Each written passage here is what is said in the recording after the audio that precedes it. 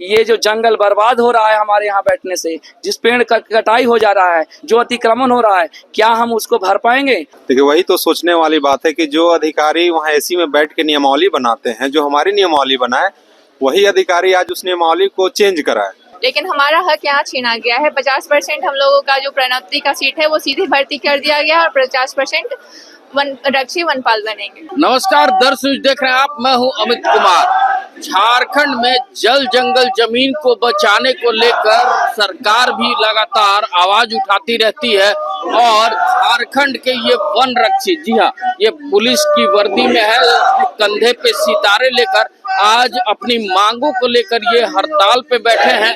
ये लगभग पिछले 1.5 महीने से यहाँ हड़ताल पे बैठे हैं और हमेशा ये संशोधन की मांग कर रहे हैं। 2024 में जो हुए बहाली की बात हो रही थी, जो झारखंड सरकार ने पारित किया था, उसको लेकर पदोन्नति को बर्खास्त करने की मांग कर रहे थे। हम सीधे उनसे जानने की कोशिश करते हैं ये वन रक्षी आखिर क्या कुछ चाहते हैं, हम सीधे उनसे जानने की कोशिश करते हैं।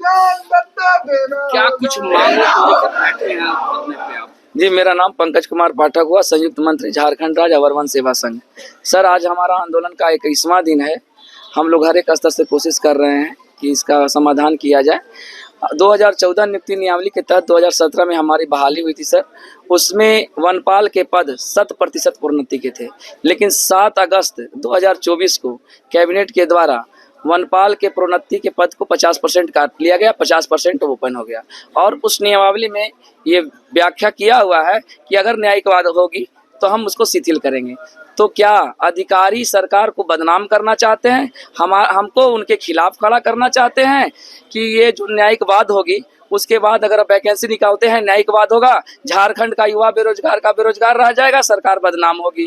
तो मेरा कहना है कि वनरक्षी के पद खाली हैं, उसको भरा जाए, हमें प्रोन्नति दी जाए, हमारी नियमावली भी यथावत रहेगा, जिससे वायलेशन भी नहीं होगा, सरकार की बदनामी नहीं होगी, सभी युवाओं, झारखंड के युवाओं का रोजगार मिलेगा। आज न कल हमारे माननीय मंत्री हमारे हड़ताल को तोड़ाएंगे, लेकिन ये जो जंगल बर्बाद हो रहा है हमारे यहाँ बैठने से, जिस पेड़ का कटाई हो जा रहा है, जो अतिक्रमण हो रहा है, क्या हम उसको भर पाएंगे? क्या हम यहाँ से जाने के बाद उस पेड़ को लगा के उतना मोटा नहीं कर सकते हैं, उतना बड़ा नहीं कर सकते हैं? और अभी जो स्थिति है, पूरा विश्व पर्यावरण को ध्यान में रख रहा है।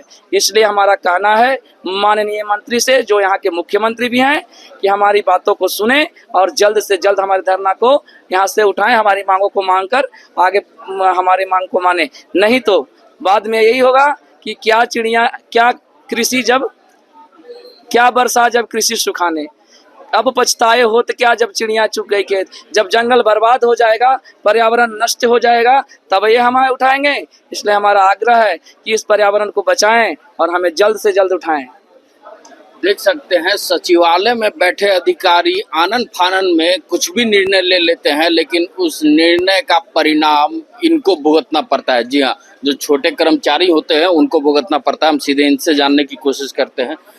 अधिकारी आनन फानन में कुछ भी निर्णय ले लेते हैं सचिवालय में बैठ के, एसी कमरों में बैठ के। आप लोग वन रक्षी वनों में घूम के बरसात, धूप, हर तरह से देखते हैं, काम करते हैं, वन की रक्षा करते हैं, क्या कहना चाहिए?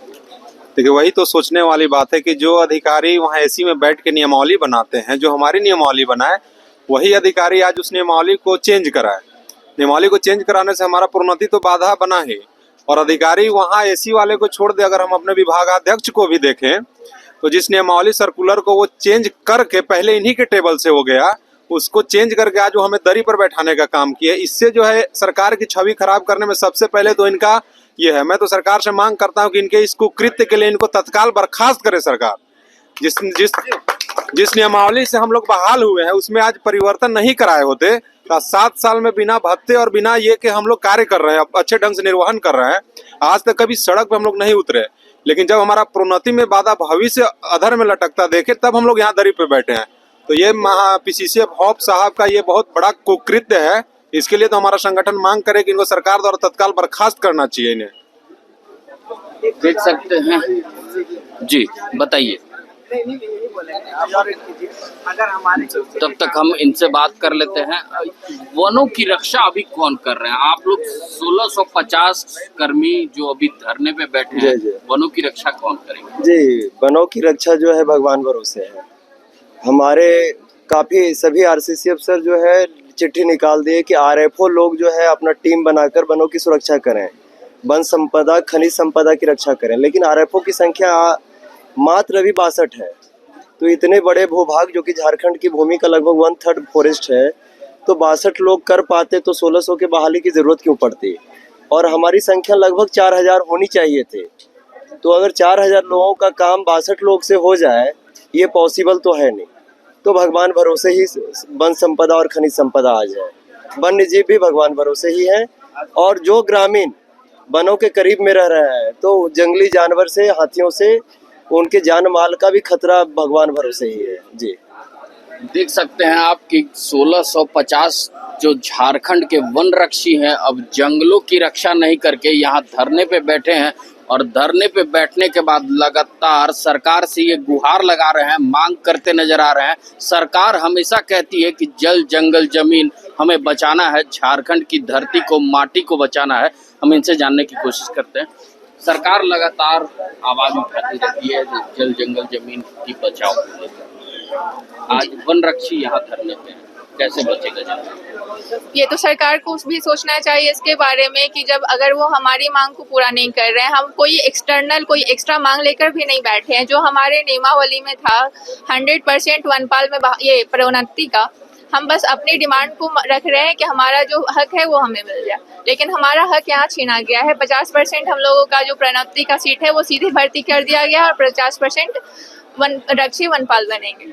तो जब ये सरकार हमारी बातों को नहीं सुन रही है तो हम कितने दिन तक बैठे, जंगल को कैसे हम बचाएंगे?